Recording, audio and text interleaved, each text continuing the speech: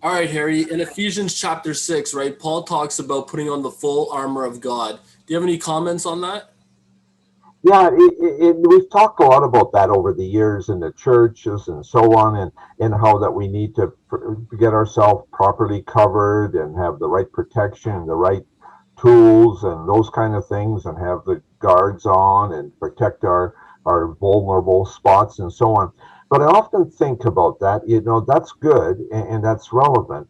But we live in an era today where it's not so much about the armor as our attitude, because we want everything on our terms. If a person enters the army and you're arguing with the captain about this or that, and say, well, I don't agree with this, and I think, what about rights and what about soldiers' rights and all this, and you You're not know, gonna have a job too much longer, are you? no, you see, the whole nature of of being in the army, and this is talking about being protected in the army, is that first of all we have to surrender when Wow. we go to the army, because we have to, as we surrender to the government, or to in our The case, general in that case, right? The person who's over top of you.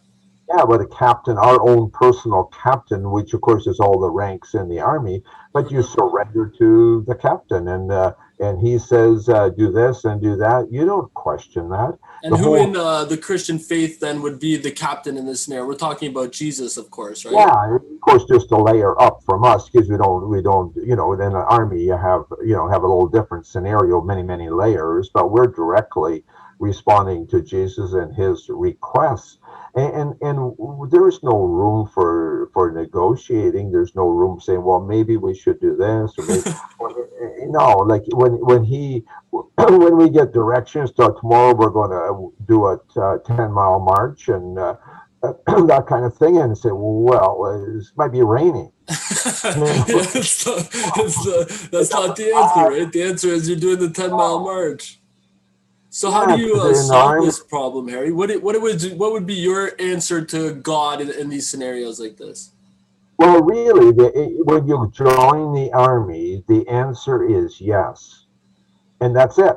What have you got from me? And the next day he says, you're peeling potatoes today. He says, okay, where's Where's the how many potatoes? Where's bags? the bag? Like that's. Exactly. Yeah, yeah, and the whole nature of that is not second guessing God's commands, and they say, well, I don't get direct commands, but we do in a way. I know in my own life I have really tried to live. The answer is yes, and see what opportunities or privileges or whatever comes my way. Like, I still have a normal life. I have wife, kids, and I have those kind of things. I have a younger kids yet because we've adopted kids, but we have but we have a lot of things that we still do. We still have a garden. We still got to do this and do that and those kind of things. But yet it's all full. But yet my God walk is central to my life, and that is the way it can be, and I believe it should be, because if we're either, if we're it talks in Revelation, and church's Revelation talks about being victorious. But the only way the army is going to be victorious is if the answer is yes. And we're either going to be a victim if we're not careful, or we're victorious. We choose how this is going to turn out, because our God is victorious. He will be victorious regardless if I'm part of the solution or not. Hmm. He will, and his plan will prevail. I'm either part of it or I'm not part of it. But it'll still happen regardless if I'm the one that's participating. If I'm a good soldier, I will take instruction joyously. And the thing about our situation is there is no downside. We if you the, When things were good in Israel, we all through the kings, the stories we have in the Old Testament, same thing today. David and Goliath, Daniel in the lion's den, all those situations, the men in the fiery furnace. It doesn't matter.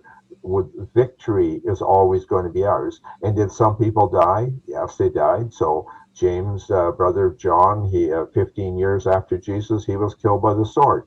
So what happened to him? He went home earlier. Yeah.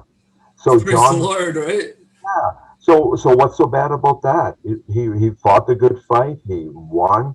and His he answer did was literally yes at that point, wasn't it? yeah.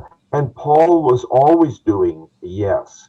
And all Christians, either we do yes or we don't have the right answer, you know. Uh, And that doesn't mean that every day is going to be the same. And life is an adventure. When you join the army, you have no idea what tomorrow brings. That's worrisome, but it isn't, because the Lord is our leader, and it will turn out right. You know, we know that it just cannot go any other way. But the thing is, we have all these selfish expectations that we want to include on the journey. We want a certain pair of shoes. No, it's army boots. You know, it's what He gives us. You know, it's all. You know, we want everything on our terms. We want to get up at 7 o'clock.